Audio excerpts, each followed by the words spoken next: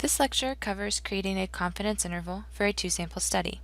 It is in Module 2, Comparing Groups. We will walk through Study Example 1 as an example. Remember that we are comparing the sleep hours of students who took AP or college courses and who did not take AP or college courses.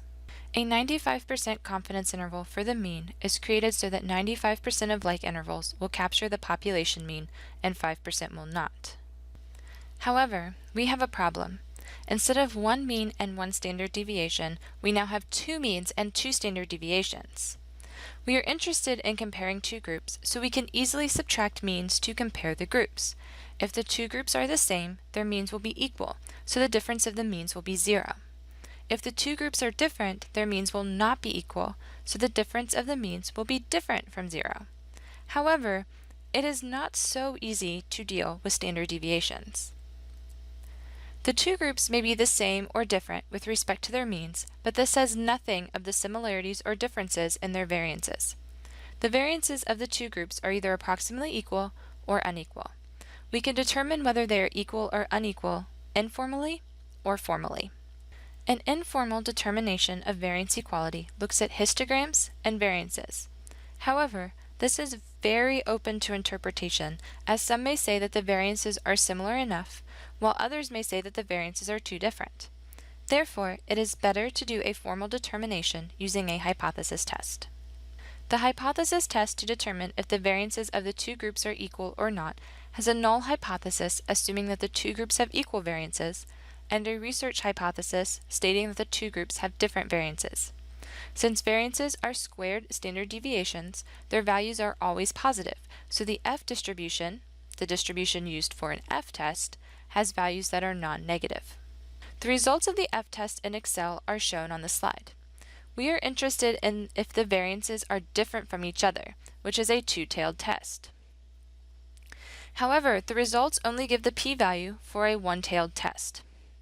To find the p-value for a two-tailed test, we can simply double the p-value from the one-tailed test. Comparing this result to 0.05, we see that the p-value is less than 0.05. This means that we reject the null hypothesis. There is enough evidence to conclude that the variances of the two groups are not the same. When we make our confidence interval and do our hypothesis test, we must take this unequal variance into account. I will walk through creating a confidence interval when the variances of the two groups are unequal. Remember that the standard error for a one-sample confidence interval was the standard deviation divided by the square root of the sample size. The calculation of the standard error for a two-sample confidence interval with unequal variance is just an extension of the one-sample standard error calculation. S1 is the standard deviation of the first group, N1 is the sample size of the first group, S2 is the standard deviation of the second group, and N2 is the sample size of the second group. These values were identified in the summaries lecture. Also note that instead of squaring the standard deviation, we could have already calculated the variance for each group and used those values instead. Please pause this video while you calculate the standard error, remembering to use lots of parentheses in Excel so that the order of operations is followed. Using Excel and cell referencing, I calculate the standard error to be 0.065613. You may have a slightly different result due to rounding. When I originally did these calculations, I actually used more decimal places for my standard deviations, which gave me a result of 0.065612, which is why you will see that from now on in these slides. The margin of error for the confidence interval is calculated by finding the standard error and multiplying it by t-star. However, our degrees of freedom needed to find t-star are calculated differently than they were in a one-sample confidence interval. We use the online calculator to find the degrees of freedom.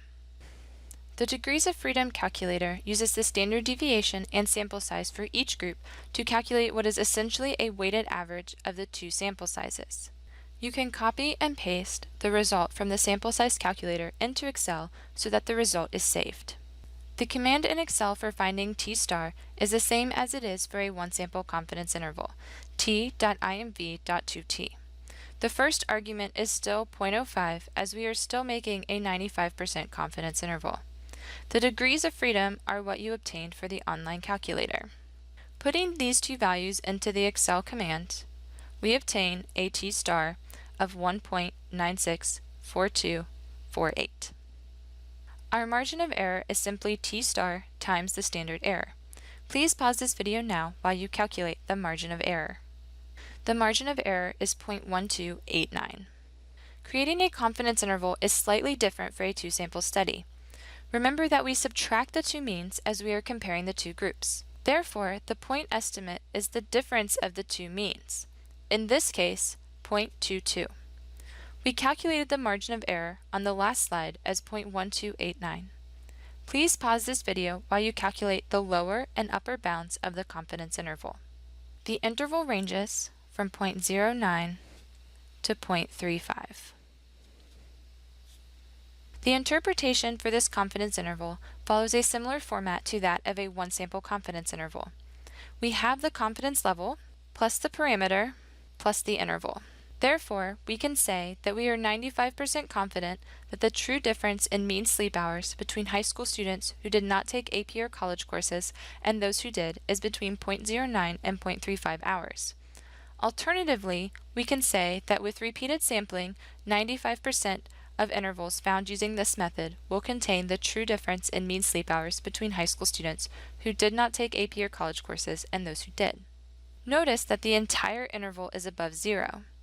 This gives us an idea that those who did not take AP or college courses had more sleep, since our point estimate took the mean of the no AP or college course group and subtracted the mean of the AP or college course group.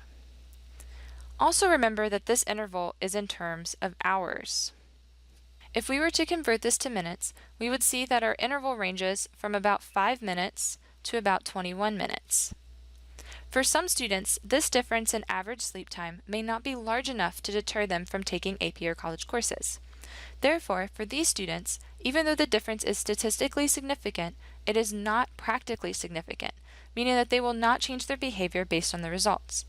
Sometimes a result that is statistically significant is so small that it may not be practically or clinically significant, meaning that the difference is small enough not to matter to some people. This is something to take into consideration when looking at studies. It is also possible to fail to reject the null hypothesis when doing the F-test for equal variances. In this case, we would calculate a pooled variance, which is essentially a weighted average of the two variances. This pooled variance is then used to calculate what's called a pooled standard error. However, it is important to only use this if the variances are approximately equal. If they are not equal and you pool them, the results could be inaccurate. In this class, we will just assume that the variances are unequal. If the variances truly are equal and we assume that they are not, we will only lose a bit of precision. Let's look at our second study example.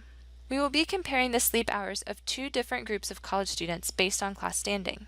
In Concept Practice 5, you will calculate the confidence interval for the difference in average sleep hours between the two groups from this example.